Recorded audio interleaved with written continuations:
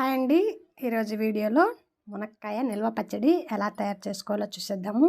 చాలా సింపుల్గా ఈజీ ప్రాసెస్లో అయితే చేసుకునేయచ్చు. ఇంక వీడియోలోకి అయితే వెళ్దాం.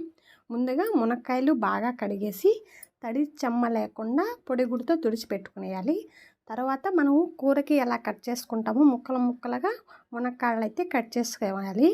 ఇవి మేమైతే కేజీ మునక్కాయలు తీసుకున్నామండి. మీరు ఎన్ని కావాలో తీసుకోండి. తీసుకున్న తర్వాత ముక్కలుగా కట్ చేసుకునేయండి. చూడండి మేమైతే ఎలా కట్ చేసేసాము. తర్వాత ఆయిల్ పెట్టేసి ఆయిల్లో లైట్గా ఒక 10 నిమిషాల పాటు వేయించుకోవాలి.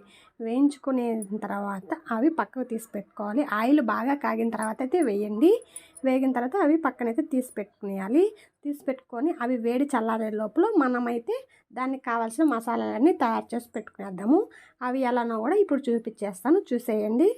వీడియోని ఎక్కడా స్కిప్ చేయకుండా లాస్ట్ వరకు చూడండి. మీరు కూడా చాలా ఈజీగా సింపుల్గా తయారు చేసుకునేస్తారు. ముందుగా నేనైతే సాల్ట్ అయితే ఉపయోగించానండి. ఇందులో కళ్ళు ఉప్పుని బాగా రోట్లో వేసి దంచిన తర్వాత ఆ ఉప్పుని తీసేసి అది యూస్ చేస్తాను. సాల్ట్ అయితే కరెక్ట్గా మితమైతే తెలియదండి.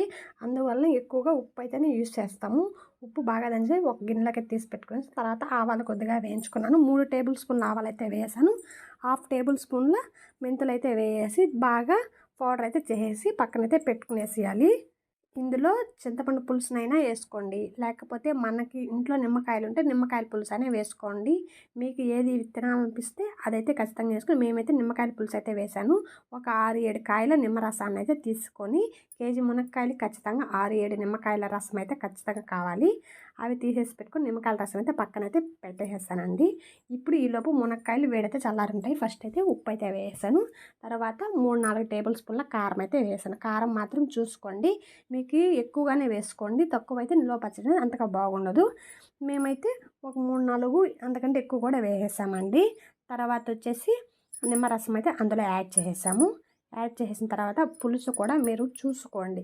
ఒకేసారి పోసేయకుండా కొద్దిగా వేసిన తర్వాత కొద్దిగా పక్కన పెట్టుకొని టేస్ట్ చూసుకున్న తర్వాత తక్కువైతే మళ్ళీ కొద్దిగా అయితే వేసుకోండి. మెంతుల పొడి కూడా అందులో వేసి బాగా 1-2 సార్లు నెమ్మదిగా అయితే 1-2 సార్లు అయితే గరిటెతో తిప్పి పెట్టుకోండి.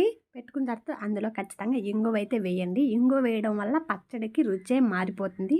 ఇంగువ అయితే లేకపోయినా ఖచ్చితంగా తెచ్చి అయితే పెట్టుకొని ఇంగువ అయితే వేసుకోండి. అప్పుడు పక్కన పెట్టేసుకోవాలి. తర్వాత ఆయిల్ పెట్టేసి అందులో ఆవాలు బాగా వేయించుకునేసేయాలి. ఎందుకంటే మనం తిరగబాటు పెట్టుకుంటున్నాం కదా, ఆవాల వరకే వేయండి. దీంట్లో కరివేపాకు అయితే అసలు వేయమండి. మీకు ఇష్టం ఉంటే వేసుకోవచ్చు, మేమైతే అసలు వేయము. తెల్లబాయలు బాగా దంచేసి తెల్లబాయలు అందులో వేసేసి నూనె బాగా చల్లారిన తర్వాత అందులో వేసేసాము. ఓకేనా, చూడండి మునక్కాయలు నిల్వ పచ్చడి అయితే చాలా సింపుల్గా అయితే తయారు చేసుకోవచ్చు. చాలా టేస్టీగా కూడా ఉంటుంది.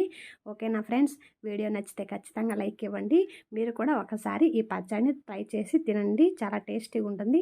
వీడియో నచ్చితే ఖచ్చితంగా లైక్ ఇవ్వండి. అలా మన ఛానల్ ఎవరన్నా కొత్తగా చూస్తున్నట్లయితే సబ్స్క్రైబ్ చేయడం మాత్రం మర్చిపోకండి. ఓకేనా, బాయ్ మరి.